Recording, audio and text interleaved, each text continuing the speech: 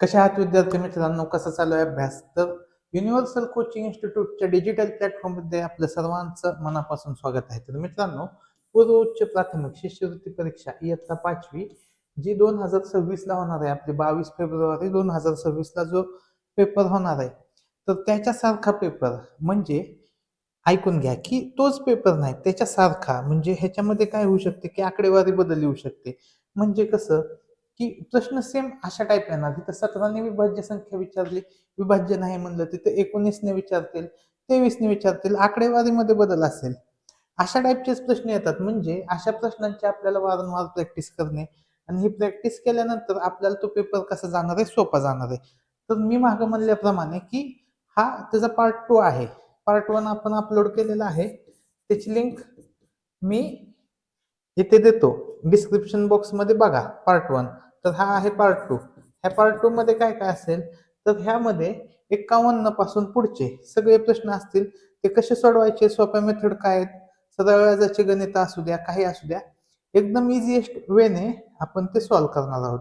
तर चला चालू करूया. बघा 51वा प्रश्न काय म्हणले बघा, खालीलपैकी कोणती संख्या 17ने विभाज्य नाही? तर आपल्याला पहिली तर संख्या कळते, की 17ने 153ला भाग जातो. हे तर उत्तर येणार नाही आपलं, ही विभाज्य आहे. आता 217ला भाग देऊन बघूया 17ने. 17 एके 17, शिल्लक किती राहिले 4. आणि 47ला जातो का 17ने भाग? नाही जात. उत्तर काय आलं? पर्याय क्रमांक 1. एकदम सहज निघलं, सोप्या पद्धतीने निघालं. आता जो 52 नंबरचा प्रश्न आहे, प्रत्येक वर्षी स्कॉलरशिपला अशा पद्धतीचा एक तरी प्रश्न येतो, नाणी नोटाचा फिक्स एक प्रश्न येतो. मग तो प्रश्न कसा सोडवायचा असतो बघा, की हे टाईप समजून घ्या, की तुम्हाला सेम पेपर म्हणजे तोच पेपर नाही पाहिजे, तुम्हाला ह्या पद्धतीचा पेपर येईल. काय येईल? की यासारखा पेपर येईल. ठीक आहे, हाच नाही येणार, हे तर आकडे बदलून येतील. श्यामरावाच्या ऐवजी तिथं नाव वेगळं येईल, रामराव येईल, काहीतरी वेगळं नाव येईल, पैसे किंमत बदलून येईल, पुढचे नोटांचे बदलून येतील, पण पद्धत सेमच असेल. प्रश्न सोडवण्याची पद्धत, समजण्याची पद्धत कशी असेल? सेम असेल. बघा, श्यामरावांनी दुकानातून 1485 रुपयांचा किराणा घेतला. त्यांनी दुकानदाराला 5 रुपये, 10 रुपये, 50 रुपये व 100 रुपयांच्या प्रत्येकी समान नोटा देऊन बिलाची नेमकी रक्कम दिली. तर श्यामरावांनी दुकानदाराला एकूण, इथं महत्वाचा शब्द आहे एकूण, एकूण किती नोटा दिल्या? आता बारकाईने वाचा. कधी पण काय करायचं, की पहिला जो पर्याय असतो, पहिला किती नोटा दिल्या? 9. मग आपण काय करतो बघा, आपण कसं सोडवतो? आपण करतो 5 रुपयाच्या एक्स नोटा, किंवा आपण असं करतो 5च्या एक 5 अधिक 10 अधिक 50 अधिक 100 ह्यांची बेरीज करतो आपण. ती आली आपली बेरीज 165. आणि आपण काय करतो, 1485ला आपण 165ने भागतो, 9ने भाग जातो आपला. कितीने भाग जातो? 9ने भाग जातो. आणि 9 हे तर उत्तर दिसलं, की आपण लगेच पर्याय क्रमांक 1 उत्तर लिहितो. पण हे तर लक्षात घ्या, हे चुकवण्यासाठी केलंय त्यांनी. काय केलंय समजून घ्या. इथं 9 नोटा ह्या 5 रुपयाच्यात, 9 नोटा 10 रुपयाच्यात, 9 नोटा 50 रुपयाच्यात आणि 9 नोटा 100 रुपयाच्यात. म्हणजे एकूण किती नोटा दिल्या? एकूण 9 चूक 36 नोटा दिल्या. किती नोटा दिल्या? 36 नोटा दिल्या. मग असा प्रश्न जर आपल्याला पेपरला आला, तर तो नेमका सोडवायचा कसा? तर त्याची एकदम सोपी ट्रिक सांगतो. 2 पद्धतीने सांगतो मी प्रश्न. पहिला तर काय असेल, की पहिला ऑप्शन चेक करायचा कधी पण. पहिला ऑप्शन काय दिलाय? 9. मग मी काय म्हणतो, की 5 अधिक 10 अधिक 50 अधिक 100 यांची बेरीज चालते माझी 165. आणि मी 165ला पहिल्या अंकाने गुणून बघतो, 9नेच गुणून बघतो. ठीक आहे, 9ने गुणलं की मला उत्तर कळणार आहे. 9 पाचा 45, 9 सक 54, 54 4 58, 9 5 14. आलं उत्तर हे सेम. आता भागाकार करण्यापेक्षा मला गुणाकार करणं कधी पण सोपं जातं. मग मी काय केला? गुणाकार केला. 165ला 9ने गुणलं. म्हणजे 9 नोटा 5 रुपयाचे, 9 नोट 10 रुपयाचे. म्हणजे मी काय केलं, की उलट सोडवलं, की ह्यांनी जे पहिलं मला फसवायला ऑप्शन दिलं, त्याच ऑप्शन वरून मी उत्तर काढणार. म्हणजे काय करणार, मी पहिला 9 घेणार, 9ची चौपट 36 उत्तर देणार. बघा, अशा पद्धतीने उत्तर काढता येईल, एकदम सहज काढता येईल. ते आपल्याला फसवण्यासाठी देतात हा 9 पर्याय, पण हाच पर्यायाचा उपयोग करून मी उत्तर काढू शकतो, हे लक्षात घ्या. आता पुढचा प्रश्न बघूया, प्रश्न क्रमांक 53.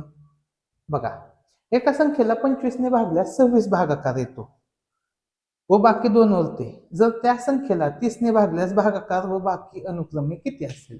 कसं काढायचं? आता एका संख्येला 25 ने भागल्यास 26 भागाकार येतो, तर ती संख्या कसं असतं बघा, भाज्य बरोबर भाजक गुणाकार मध्ये भागाकार अधिक बाकी. मग एका संख्येला म्हणजे भाज्याला कशाने भागल्यास 25 ने भागल्यास भागाकार 26 येतो आणि बाकी 2 शिल्लक राहते. म्हणजे आपल्याला काय मिळेल? भाज्य मिळेल. ठीक आहे, काय मिळेल? भाज्य मिळेल. आता भाज्य मिळेल की करून बघा, आता 25 आणि 26 चा गुणाकार, 25 चा वर्ग 625, त्याच्यात 25 मिळेल 650 अधिक 2, म्हणजे भाज्य किती आलं? भाज्य आलं 652. भाज्य आलंय माझं 652. आता हे 652 ला 30 ने भाग द्यायचा आहे. कितीने भाग द्यायचा आहे? 30 ने. जर मी 30 ने भाग दिला तर बघा, 30 दुने 60, शिल्लक किती राहिलं? 52. 30 एके 30, बाकी किती राहिलं? 22. म्हणजे 21 22 असं उत्तर येईल पर्याय क्रमांक 3. हे माझ्या प्रश्नाचं उत्तर येईल एकदम सहज सोप्या पद्धतीने. ठीक आहे, आता पुढे बघूया की तुम्हाला दुसरी एक गोष्ट सांगतो बघा, कुठलं उत्तर येऊ शकणार नाही. तर 25 ने भागल्यास 26 भागाकार येतो, म्हणजेच 26 ने जरी भागलं, 26 ने भागल्यावर भागाकार किती येईल? 25 येईल. 26 ने भागलं तर 25 येईल, 25 ने भागलं 26 येईल. मग आपण बघितलं की 25 आणि 26 च्या गुणाकारापेक्षा संख्या थोडीशी मोठी आहे. मग 30 ने भागल्यावर 26 आणि 25 पेक्षा उत्तर कसं यायला पाहिजे? लहान. म्हणजे पर्याय 1 आणि पर्याय 2 उत्तर येऊ शकत नाही. पर्याय 1 आणि 2 येऊ शकत नाही उत्तर, हे फक्त लक्षात घ्या. पर्याय 3 आणि 4 मधलंच येऊ शकते. ठीक आहे, आता पुढे बघा, खालीलपैकी कोणत्या पूर्णांकाचे पूर्णांकयुक्त पूर्णांकात रूपांतर होईल? आता किती सोपं आहे बघा. 3.5/7, 3 आणि 7 चा गुणाकार होईल अधिक 5 येईल, भागाकारामध्ये 7, म्हणजे 7 आणि 3 चा गुणाकार अधिक 5, 7 त्रिक 21, 21 अधिक 5, 21 आणि 5 26, 26/7. ऑप्शन नंबर 4 आपल्या प्रश्नाचे उत्तर येईल. ठीक आहे, पुढे प्रश्न बघूया आपण, प्रश्न क्रमांक 55. ठीक आहे, प्रश्न क्रमांक 55 बघा, एका बागेत निलगिरीची 36% झाडे आहेत. किती झाडे? 36% झाडे. आणि बागेत एकूण 450 झाडे असल्यास निलगिरीची झाडे किती? म्हणजे टक्केवारी काढायची. 450च्या किती टक्के काढायचं आहे आपल्याला? 36. 36 भागाकारामध्ये किती येईल? 100 असं येईल. मग इथं शून्याला शून्य जाईल. ठीक आहे, 5 चा पाडा येत असेल तर 5 9 45, 5 2 10 आणि 2 ने इथं भाग जातो 36 ला 18चा, म्हणजे 9 आणि 18चा गुणाकार येईल 98 162. बघा विद्यार्थ्यांनो, की आपल्याला पाढे चांगले पाठ पाहिजे, असा गुणाकार आला पाहिजे आडवा. म्हणजे काय होईल की तुमचं कॅल्क्युलेशन फास्ट होईल.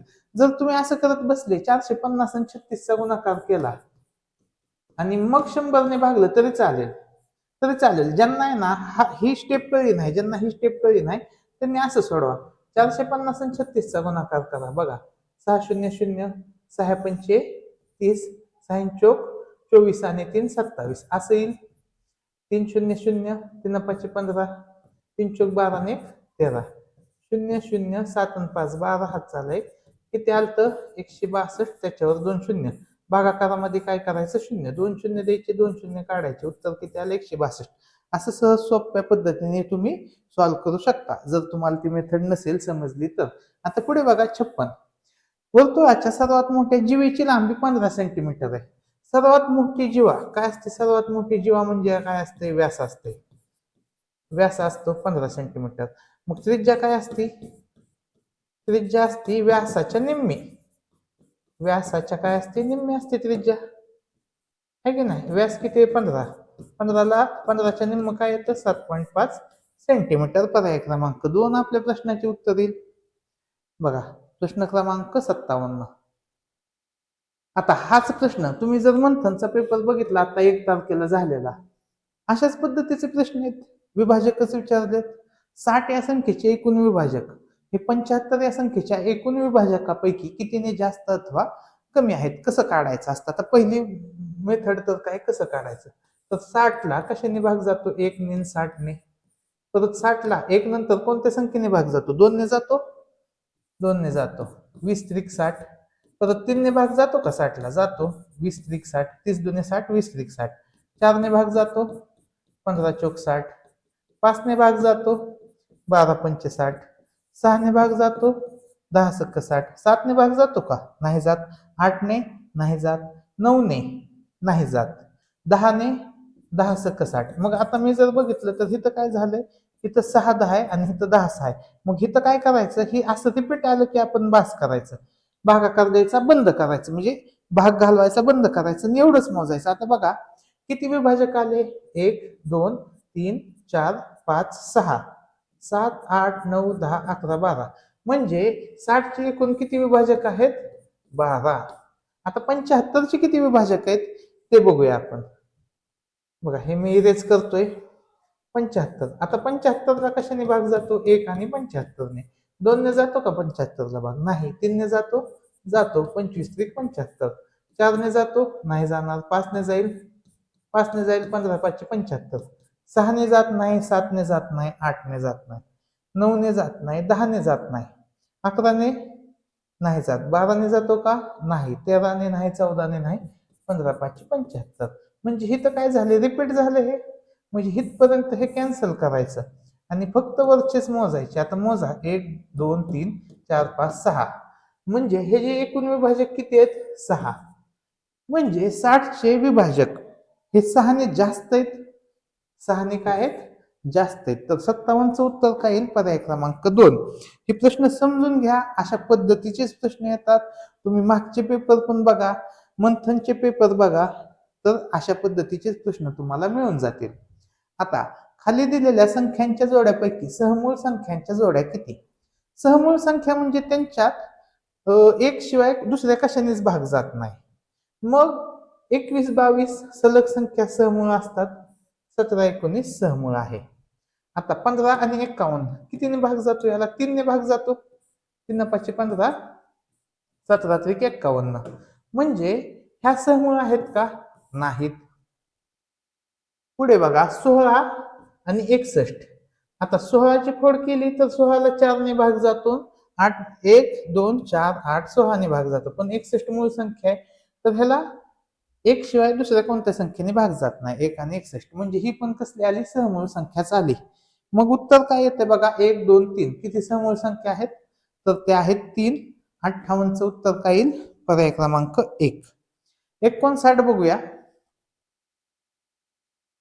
5.487 या दशांश पूर्णांकातील अधोरेखित अंकांच्या स्थानिक किमतींचा गुणाकार किती. बघा स्थानिक किमतींचा गुणाकार काढायचा आहे. 487 याची स्थानिक किंमत किती आली, 0.4 आणि याची स्थानिक किंमत 0.007. ठीक आहे. मग आता गुणाकार करूया आपण. 0.007 भागाकारामध्ये 0.4, 4 7 28. ठीक आहे. आता पॉईंटच्या पुढे घर मोजा, 1 2 3 4, 4 घर आहेत म्हणजे 1 2 3 4 असं येईल. ठीक आहे. 4 घरानंतरच पॉईंट येईल, म्हणजे उत्तर काय येईल, पर्याय क्रमांक 4. फक्त याच्यामध्ये आपल्याला अवघड काय जातं विद्यार्थ्यांना, पॉईंट देणं. तर ते पॉईंट कसे द्यायचे असते ते बघून घ्या. एकदम सहज पॉईंट मोजा, घर मोजा, 1 2 3 4. तर पॉईंट नंतर किती घर येतील, 4. चौथ्या घरावर काय असेल, हे 8 असेल. ठीक आहे. पुढे प्रश्न क्रमांक 60.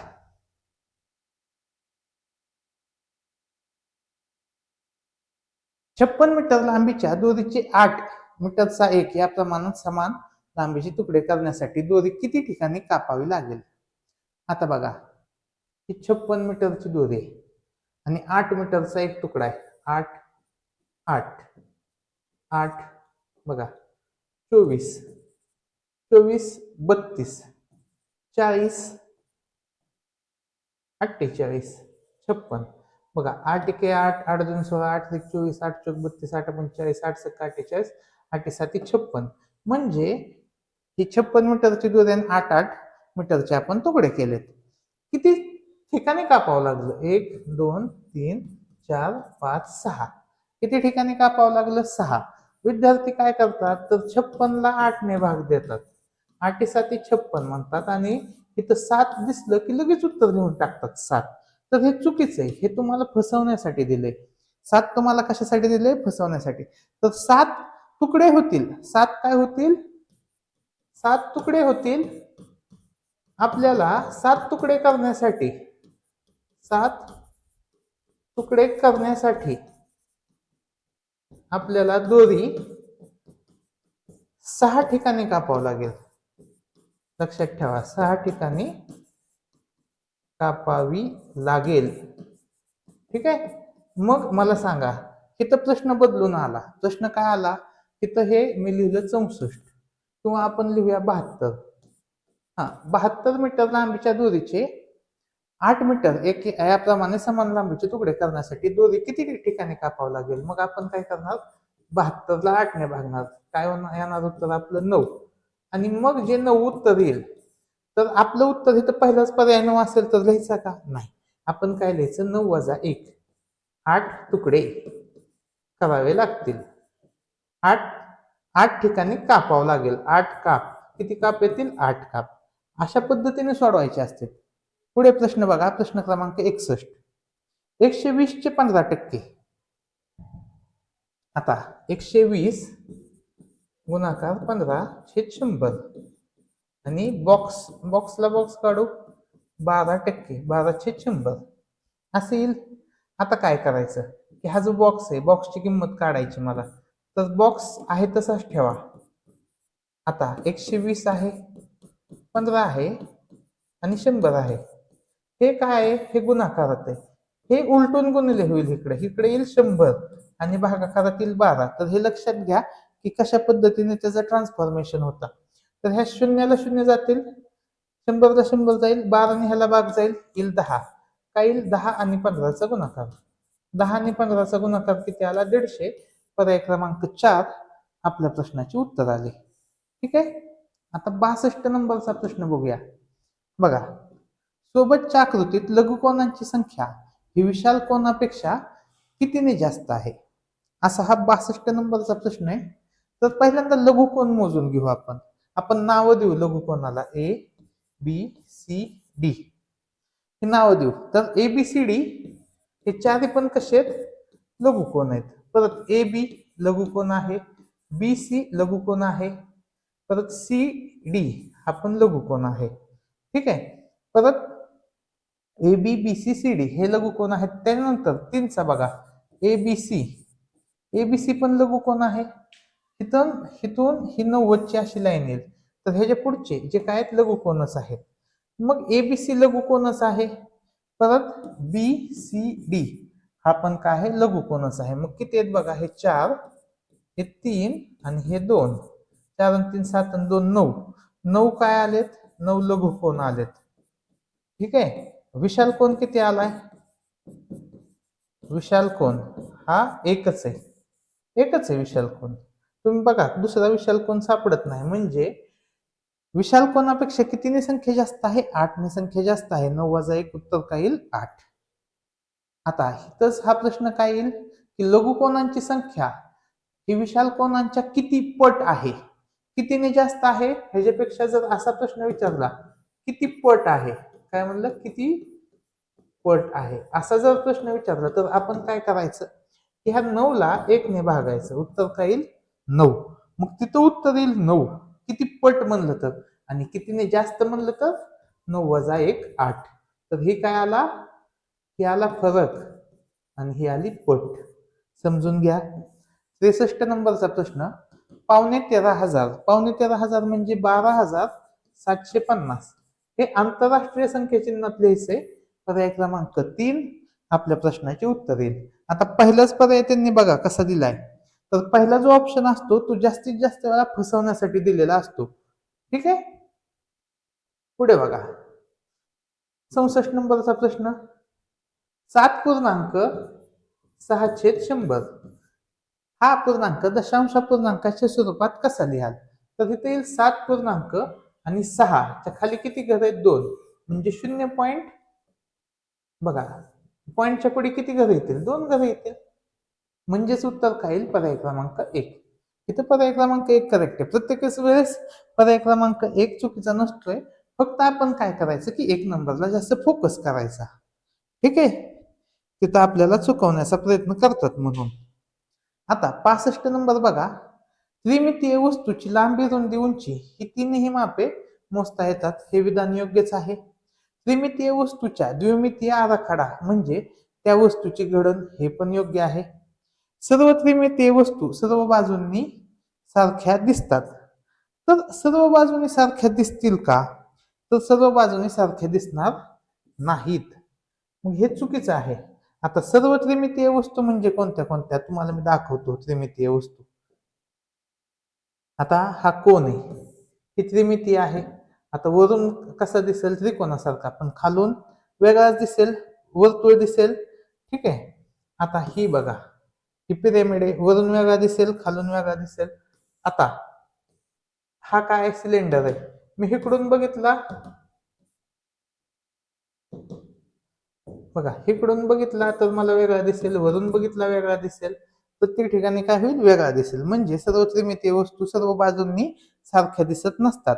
घनाची पृष्ठे चौरसाकृती असतात हे विधान योग्य आहे. आपल्याला काय विचारले असत्य विधान काय येईल उत्तर पर्याय क्रमांक 3. कधी पण हे असत्य विधान आहे का सत्य विधान आहे ते बारकाईने वाचायचं. पुढे बघा 5 अंकी मोठ्यात मोठ्या संख्येतून. आता 5 अंकी मोठ्यात मोठी संख्या कोणती आहे बघा 1 2 3 4 5. कोणती संख्या वजा केल्यास 4 अंकी लहानात लहान विषम संख्या मिळेल. आता 4 अंकी लहानात लहान विषम संख्या कोणते 1001 आणि यांचीच वजाबाकी करायची बघा 8 9 9 8 9 98 998. उत्तर काय येईल पर्याय क्रमांक 1. ठीक आहे 66चं उत्तर आलं 1. आता 67 बघूया आपण. एक घड्याळ 4560 रुपयास विकले तर व्यवहारात 470 रुपये नफा झाला. तर घड्याळाची किंमत किती? तर काय करायचं नफा काय करायचा असतो वजा करायचा असतो खरेदी किमतीतून. आणि इथं जर तुम्हाला तोटा म्हणलं असतं की काय झाला तोटा झाला तर काय केलं असतं ह्या दोघांची बेरीज काय केलं असतं ह्या दोघांची बेरीज केली असती तोटा झाला असता तर आणि नफा झाला. आता ह्याचा फॉर्म्युला काय बघा नफा काय असतो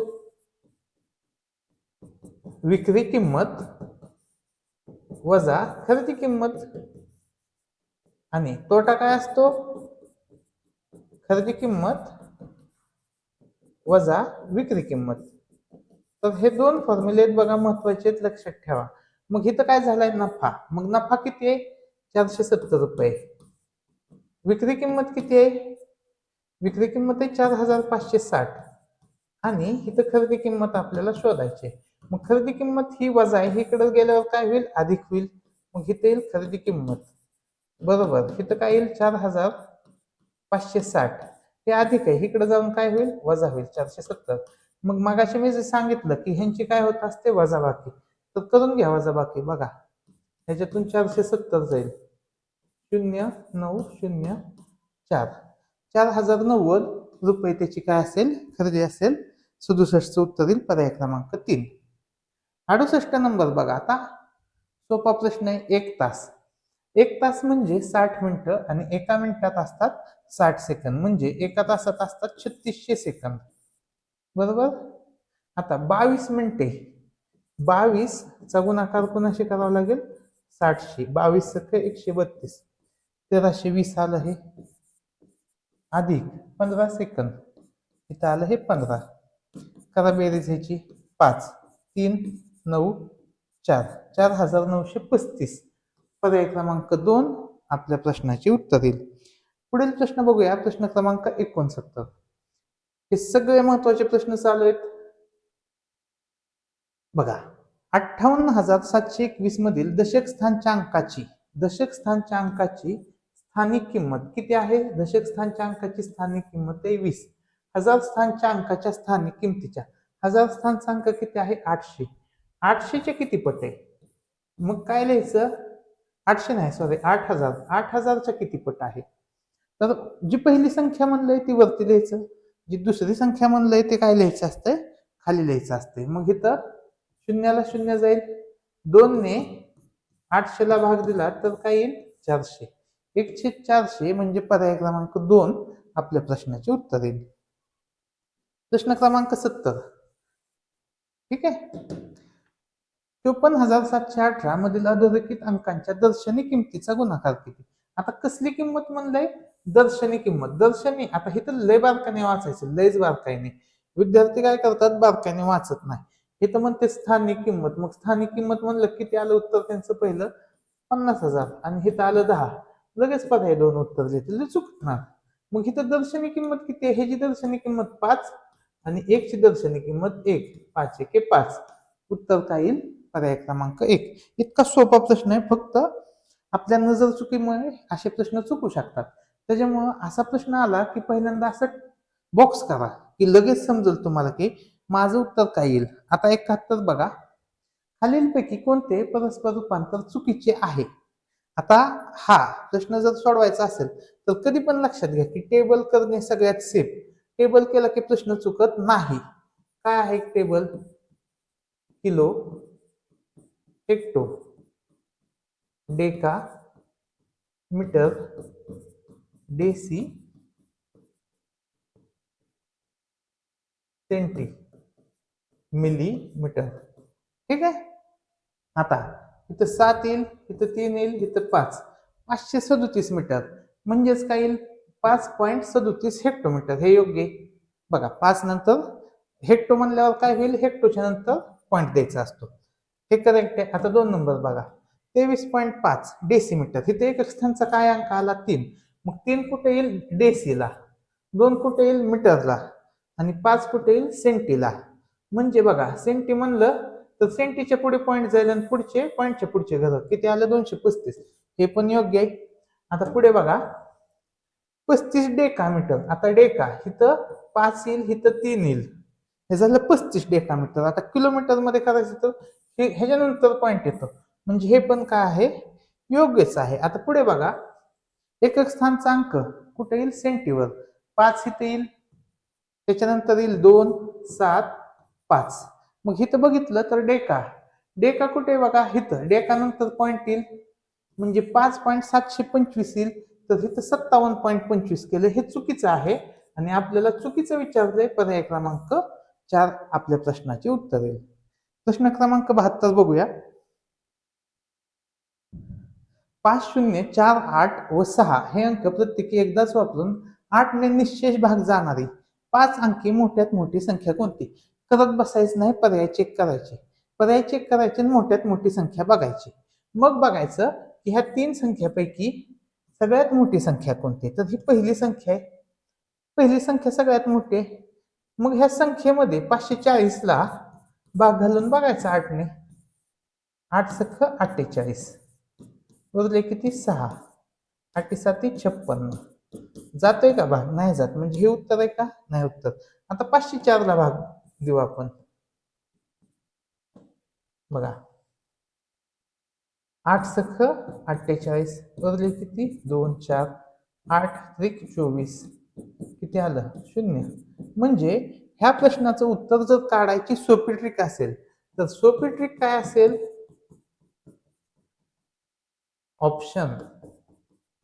ऑप्शनच ही सगळ्यात सोपी ट्रिक असेल, कारण की 8 ने भाग जाणारे शेवटचे 3 अंक तुम्हाला शोधायचे म्हणजे खूप वेळ लागेल आणि ह्याच्यापासून खूप संख्या बनू शकतात. त्याच्यापेक्षा आपण काय केलेलं बरं की ऑप्शन नुसार गेलेलं कधीही चांगलं. ठीक आहे. 72 झाला. आता 73 नंबर, शेवटचे 3 प्रश्न. आणि ही सिरीज आपण कंटिन्यू ठेवतोय.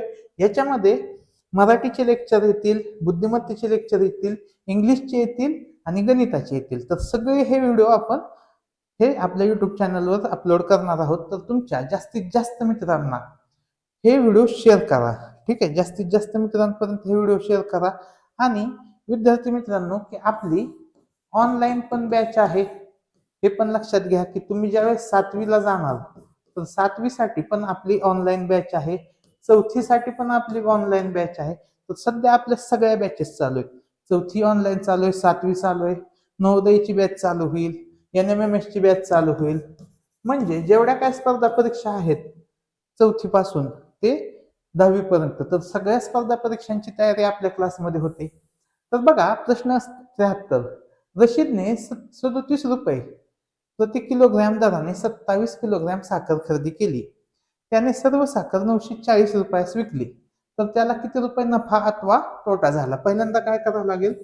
37 आणि 27 चा गुणाकार करावा लागेल. बघा 7 7 49, 7 1 21 आणि 4 25, 7 2 14, 3 2 6 आणि 1 7. ठीक आहे. 9 5 आणि 4 9, 7 आणि 2 9, म्हणजे 999 रुपये त्याची खरेदी आहे. 999 ची खरेदी आहे आणि त्याने विकलंय कितीला? 940 ला. म्हणजे 59 रुपये काय झालंय त्याला? तोटा. ऑप्शन काय येईल? 4. तर 73चं उत्तर काय येईल? पर्याय क्रमांक 4. 74 नंबरचा प्रश्न बघा. आता ही काय आहे? सरळ व्याजाचा प्रश्न आहे. एकदम सहज सोप्या पद्धतीने सुटतो. फक्त शांत डोक्याने विचार करायचा. सरळ व्याज म्हणलं की घाबरून जायचं नाही. पहिल्यांदा तर विद्यार्थी काय करतात? सरळ व्याजचा फॉर्म्युला लिहित नाहीत. तर तो प्रत्येक वेळेस लिहायचा. तो लिहिला की प्रश्न चुकत नाही. सरळ व्याज वरतीच लिहितो बघा. काय असते? मुदक. कुणाला मुदक म्हणायचं असते, कुणाला कदम म्हणायचं असते. तुम्हाला जे म्हणायचे ते म्हणा, पण फॉर्म्युला लक्षात ठेवा. आता सरळ व्याज किती मिळाले? 3750. मुद्दल किती आहे? 6000. दर किती आहे? 12. आता 12.1/2 असा आहे. मग ह्याचं जर मी दशांश रूपात केलं तर मी 12.5 पण लिहू शकतो ह्याला, आणि ह्याला 12.1/2 ला मी असं पण लिहू शकतो का? 12 2 24 ने 25/2 असंही लिहू शकतो. तुम्हाला कसं लिहायचंय तसं लिहा. ठीक आहे. तर मी काय करेल की मी हे लिहिल, कारण की हे सोपं जाईल सोडवण्यासाठी. इथं वरती 25 येईल आणि भागाकारात काय येईल बघा? भागाकारात 2 येईल. तर भागाकारात 2 येईल. ठीक आहे. क काढायचं आहे आपल्याला आणि भागाकारात अजून काय? 100 आहे. तर हे असं येईल, 25/2 असं येईल. ठीक आहे. मग आता सॉल्व्ह करूया. ह्या 2 शून्याला 2 शून्य जाईल, 2 ने ह्याला भाग जाईल, इथे येईल 30. मग 30 गुणाकार 25 क ची किंमत किती आली? 3750. मग क ची किंमत किती आली बघा? 3750. भागाकारामध्ये 30 आणि 25. मग शून्याला शून्य जाईल, 25 ने भाग द्या. 25 एके 25, उरले किती? 12. 25 5 1,600. मग किती आलं? 15/3. 3/15. उत्तर काय आलं? Option number 4. तर सरळ व्याजामध्ये फक्त कॅल्क्युलेशन जास्त राहतात. कॅल्क्युलेशन जर तुम्हाला चांगले यायला लागले तर उत्तर तुम्ही सहज काढू शकता. ठीक आहे. आणि आजच्या लेक्चरचा आपला हा शेवटचा प्रश्न आहे. पण इथे आपले सगळे लेक्चर संपणार आहेत का? नाही. तर खूप सारे 5वी साठीचे व्हिडिओ पडत आहेत. 5वीचे आपण प्लेलिस्ट बनवली आहे, त्याच्यामध्ये हे 5वीचे जास्तीत जास्त व्हिडिओ आपण शेअर केलेले आहेत. आणि येत्या काळात आपण 4थीचे पण व्हिडिओ आणू. 7वीचे व्हिडिओ तर अपलोड आहेतच, 8वीचे व्हिडिओ तर सगळे आहेत. ठीक आहे. शेवटचा प्रश्न. आरोहीने दुकानातून 17 रुपयांचे दही, 72 रुपयांचे दूध व 56 रुपयांचे पनीर घेतले. दुकानदाराला 200 रुपयांची नोट दिली, तर दुकानदार आरोहीला किती रुपये परत करेल? बघा, तिनं काय काय केलंय? 17 रुपयाचे दही घेतले, 72 रुपयाचे दूध घेतले. आता 5.56 म्हणजे 55 रुपये 75 पैसे. ठीक आहे. 55 रुपये 75 पैशाचं काय घेतलं तिनं? पनीर घेतलं. आता बेरीज करा. हे 75ला 75 आलं, 5 आणि 2 7 आणि 7 14, हातचा आला 1, 7 आणि 5 12, 13 आणि 1 14. 144 रुपये 75 पैशाची तिची खरेदी आहे. मग इथं बघा, पहिलाच पर्याय 144 रुपये 75 पैसे. पण इथं काय म्हणले? आरोहीला किती रुपये परत करेल? दुकानदाराचे पैसे नाही विचारले. आरोहीने दुकानदाराला किती रुपये द्यायचे हे नाही विचारलं. दुकानदार आरोहीला किती रुपये महागारी देईल. म्हणजे तुम्ही जर बघितलं तर तुम्हाला लगेच कळेल की फसवण्यासाठी पर्याय क्रमांक 1 लगेच तयार आहे. आपलं उत्तर आलं की आपण घाईघाईत हे लिहिणार. तसं करू नका. प्रश्न बारकाईपर्यंत वाचत चला. ठीक आहे. 200.00 वजा 144.75. मग इथं काय? 0तून 5, इथं येईल 10, इथं 9 9 9 1. असे येईल 10तून 5 गेलं 5 नावातून, 7 गेलं 2 नावातून, 4 गेलं 5 नावातून, 4 गेलं 5, इथं आलं 0, 55.25 अशा पद्धतीने आपले हे उर्वरित 25 प्रश्न सॉल्व्ह करून झालेले आहेत. पुढील लेक्चरमध्ये आपण असेच नवीन 25 प्रश्न घेऊन येऊ आणि संपूर्ण प्रश्नांचे विश्लेषण करू. तर ही सिरीज कशी वाटते हे मला कमेंट सेक्शनमध्ये सांगा. व्हिडिओ आवडल्यास नक्की लाईक करा, आपल्या मित्रांना शेअर करा. व्हिडिओ शेवटपर्यंत बघितल्याबद्दल धन्यवाद.